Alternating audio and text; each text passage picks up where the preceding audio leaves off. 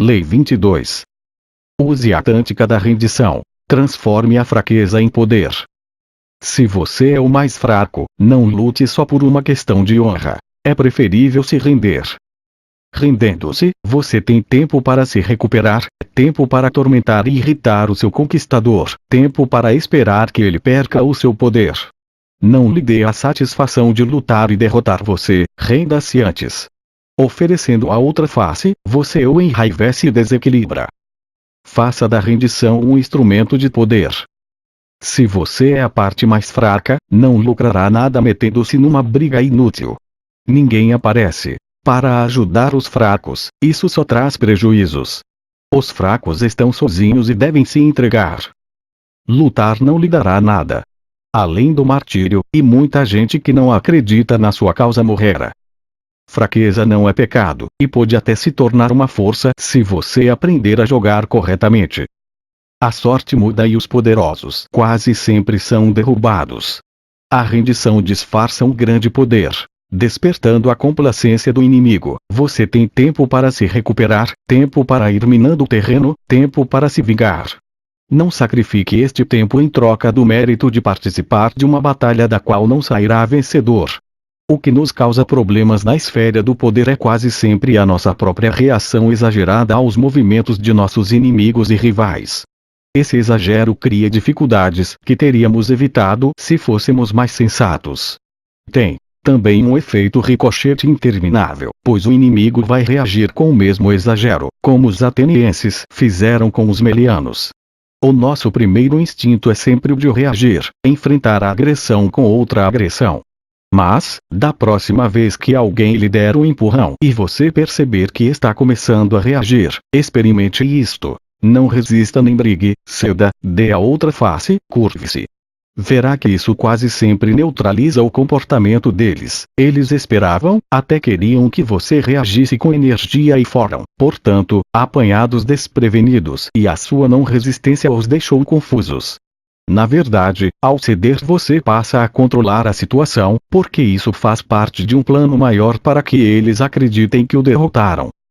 Esta é a essência da tática da rendição. No íntimo você permanece firme, mas por fora você se inclina. Sem mais motivos para se zangar, seus adversários ficam confusos. É improvável que reajam com mais violência, o que exigiria de você uma reação. Em vez disso, você tem tempo e espaço para armar um contramovimento para derrubá-los. No confronto entre o inteligente e o bruto agressivo, a tática da rendição é a melhor arma.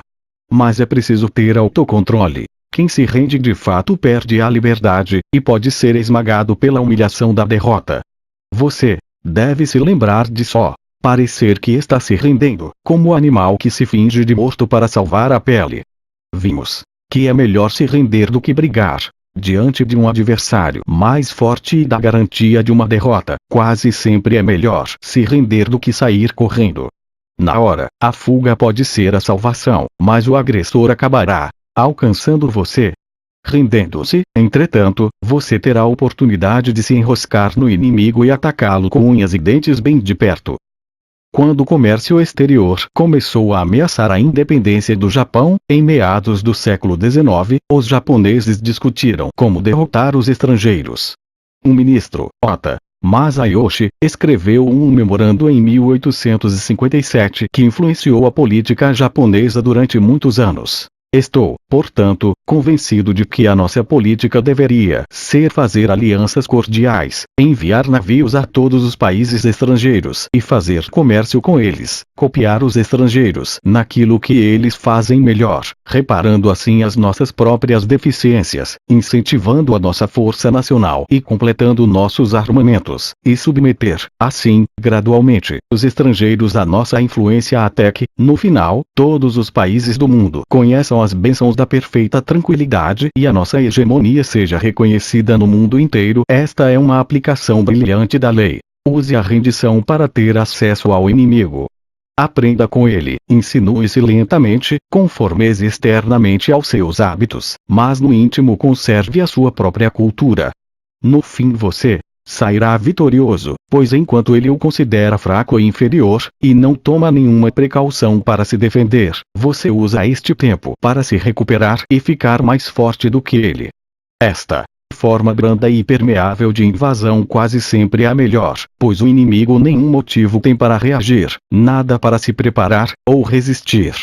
E se os japoneses tivessem resistido à influência ocidental pela força, poderiam ter sofrido uma devastadora invasão que alteraria para sempre a sua cultura. A rendição também é uma forma de você rir do inimigo, de virar o poder contra eles mesmos, como fez Brecht. Romance A Brincadeira, de Milan Kundera, baseado nas experiências do autor numa colônia penal na Tchecoslováquia, conta que os guardas da prisão organizaram uma corrida de revezamento, guardas contra prisioneiros. Para eles esta era uma chance de exibir a sua superioridade física. Os prisioneiros sabiam que era para eles perderem, por isso fizeram tudo para agradar, fingindo um esforço exagerado enquanto mal se mexiam, caindo no chão depois de correr só alguns metros, capengando, andando cada vez mais devagar enquanto os guardas disparavam na frente.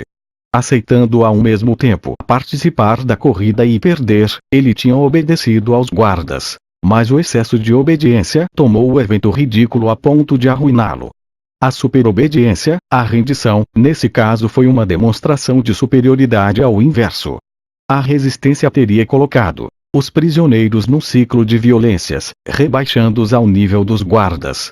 A superobediência, entretanto, colocou os guardas numa situação ridícula, mas eles não podiam punir justamente os prisioneiros que só fizeram o que eles tinham pedido.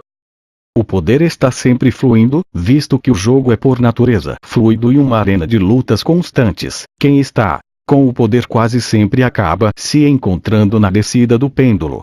Se você se vir temporariamente enfraquecido, a tática da rendição é perfeita para levá-lo para cima de novo. Ela disfarça a sua ambição. Ensina a você a paciência e o autocontrole, habilidades-chave para o jogo, e o coloca na melhor posição possível para tirar vantagem do súbito deslize do seu opressor. Se você foge ou revida, não poderá vencer a longo prazo. Se você se rende, é quase certo sair vitorioso. Ouvistes o que foi dito: olho por olho, dente por dente. Eu, porém, vos digo: não resistais ao perverso. Mas a qualquer que vos ferir a face direita, voltai-lhe também a outra. E ao que quer demandar convosco e tirar-vos a túnica, deixai-lhe também a capa. Se alguém vos obrigar a andar 1 milha, ide com ele 2. Jesus Cristo, em Mateus 5:38, 41. Os fracos jamais cedem quando deveriam. Cardeal de Retz, 16-13, 1679. Voltaire vivia exilado em Londres numa época em que estava no auge ser contra os franceses. Um dia, caminhando pelas ruas, ele se viu cercado por uma multidão irada. Enforcuem-no, enforcuem o francês, gritavam. Voltaire calmamente se dirigiu à turba dizendo o seguinte: ingleses, desejam me matar porque sou francês. Já não fui punido o suficiente por não ter nascido inglês. A multidão aplaudiu as suas palavras sensatas e o escoltaram de volta aos seus alojamentos. Telitle, Browne, Book of Anecdotes, Clifton Fadmeyer. 1985. Lembre-se, quem está tentando exibir a sua autoridade ilude-se facilmente com a tática da rendição. Se você se mostra submisso, eles se sentem importantes. Contentes, porque estão sendo respeitados, tornam-se alvos mais fáceis para um contra-ataque, ou para uma zombaria dissimulada como fez Brecht. Ao avaliar o seu poder ao longo do tempo, não sacrifique a capacidade de manobra a longo prazo pelas glórias efêmeras do martírio. Quando o grande senhor passa, o camponês sábio se inclina profundamente e peida em silêncio. Provérbio etíope. O inverso. O objetivo da rendição é salvar a sua pele para quando você puder se firmar novamente. E, para evitar o martírio que alguém se rende, mas há momentos em que o inimigo não descansa, e o martírio parece ser a única escapatória. Além do mais, se você estiver disposto a morrer, outros poderão tirar do seu exemplo poder e inspiração. Mas o martírio, o inverso da rendição, é uma tática confusa, pouco precisa, e tão violenta quanto a agressão que ele combate. Para cada mártir famoso existem milhares que não inspiraram religiões nem rebeliões, de forma que, se o martírio às vezes confere um certo poder, isso é imprevisível. E, o que é mais importante, você não estará por aqui para usufruir desse poder. E existe, decididamente, algo de egoísmo e arrogância nos mártires, como se achassem que seus seguidores são menos importantes do que a sua própria glória. Quando o poder o abandona, é melhor ignorar esta inversão da lei. Deixe para lá o martírio. O pêndulo acaba oscilando para o seu lado novamente, e você precisa estar vivo para ver isso.